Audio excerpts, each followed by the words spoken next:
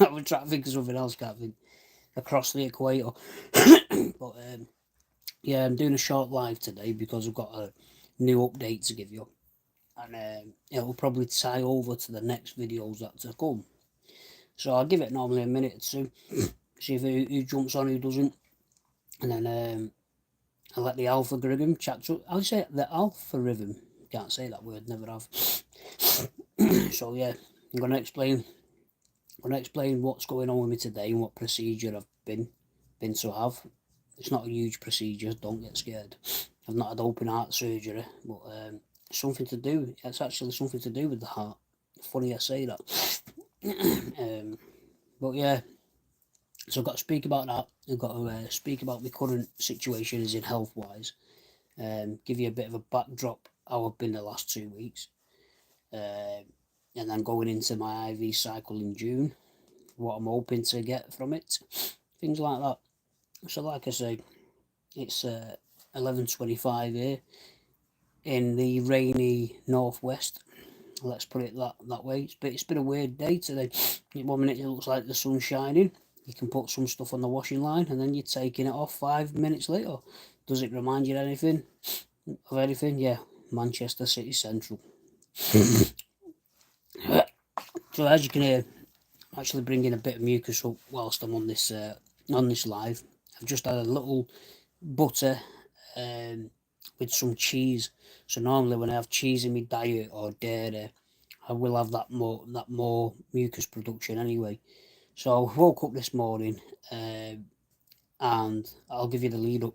So I'm on a tablet called amitriptyline, which is to suppress pain in the nerve endings in the stomach due to IBS or even stress or anything that causes it. So normally with medicines like clockwork, I don't run out, but sometimes you can drop a tablet, things like that. So with the last 3 days, I had to lessen my dose just to keep me going till Monday, so I can get my prescription done. So I went from 50 ml to 30 ml to 30 ml, and I was struggling on them days to sleep because my dosage is about 60 ml to 70. So anyway, I got through to Monday.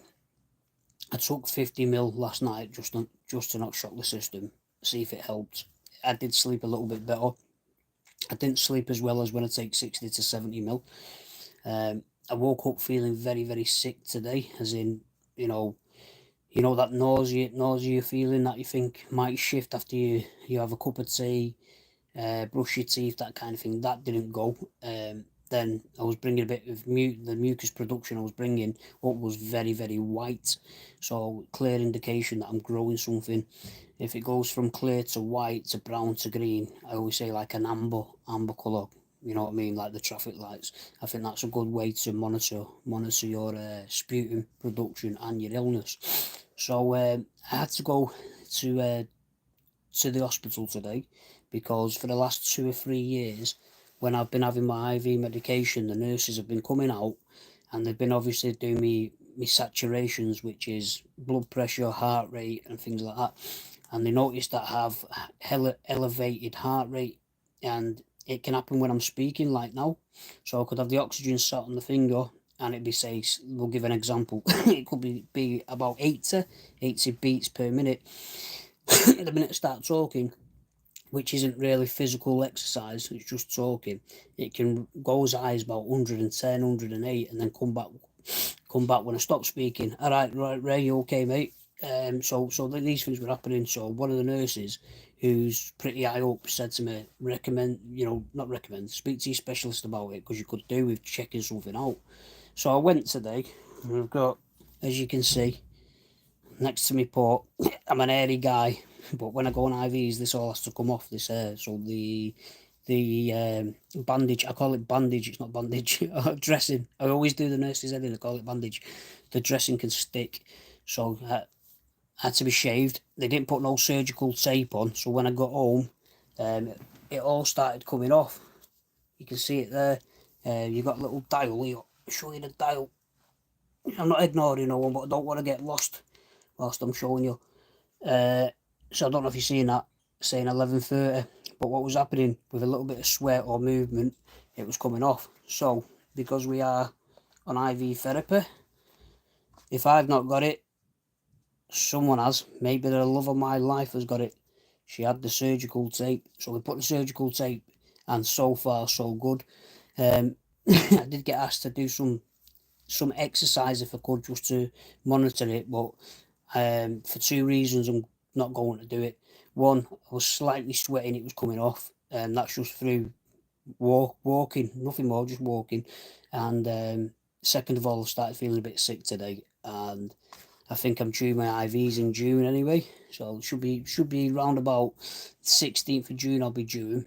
But I've just requested the paperwork because I'm feeling sick, sick as in, just noticing that I'm a bit off my food. That the dizzy spell I had this morning, the sickness, you know what I mean.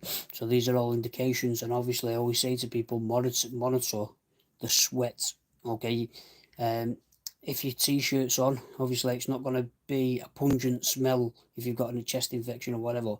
But I guarantee you, after you take your t-shirt off and say, for instance, you put it in a laundry basket, or you put it in like a gym bag, any kind of carry bag, and then you go back to it about an hour later or whatever, 2 hours later, to put it in the washing machine, I guarantee you that will have like a pungent smell depending on what infection you're growing. So I always say Staphylococcus and Staph aureus really smells like a urine smell, which is a good indication, because if you can sense it, or smell it, should I say, it can give you 2 weeks, 3 weeks heads up, because you could actually, with this little method of madness, you could catch it in its incubation period, in just when it's about to attack your body.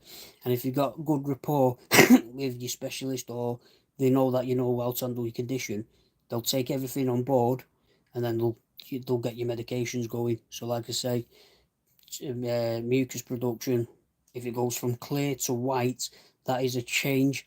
Now, it might not look like a drastic change, but believe me, it's a change. No mucus should be fluffy and white. That is almost like mold. Think about mold and how it grows on say, for instance, your wall or something else, or like on a plant, that's, that whiteness. So it is like a fungus. So if it changes from clear to white, and then boom, boom, boom, you can catch it in the white period, which I will say 9 times out of 10, it's going to be a Staphylococcus bug, it's going to be a Staph aureus bug. I got told that the green mucus is normally, your common bugs like your Haemophilus influenza, your even Pseudomonas. But don't be fooled. Don't be fooled, because here's the logic. I said a clear sputum production means you don't have infection. Well, is a clear sign you don't, but it couldn't be, that can't be the truth, because there's been many a times where I've just sent a routine sample, because I just thought, I've not sent one for a couple of months, I'm not feeling particularly great, probably it's a cold, maybe it's an infection, I've sent it and it's clear, and it's the telephone calls you get back that you don't expect sometimes. So sometimes the signs aren't always there, so they'll tell you you've got a Pseudomonas, and you're like, what? I thought it was just a cold.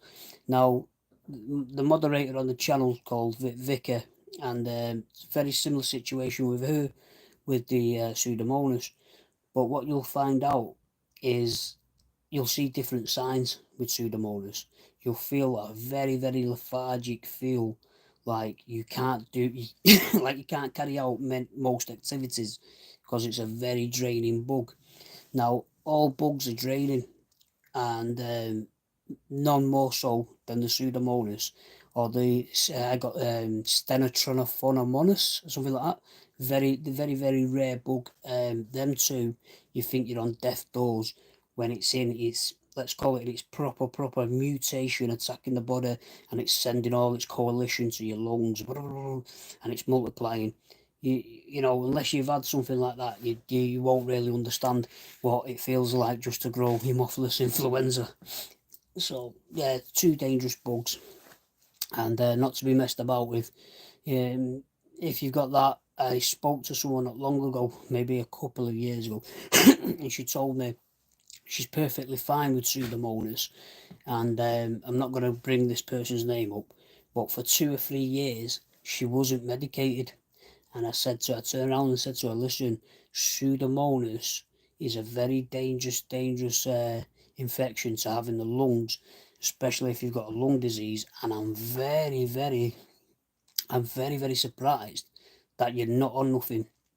She comes back to me 2-3 years, not even 2-3 years later, maybe 6 months to 12 months later, and she says to me, "You was right. I had to quit work. I wasn't well. I had to do this, and now I'm on this and this and this."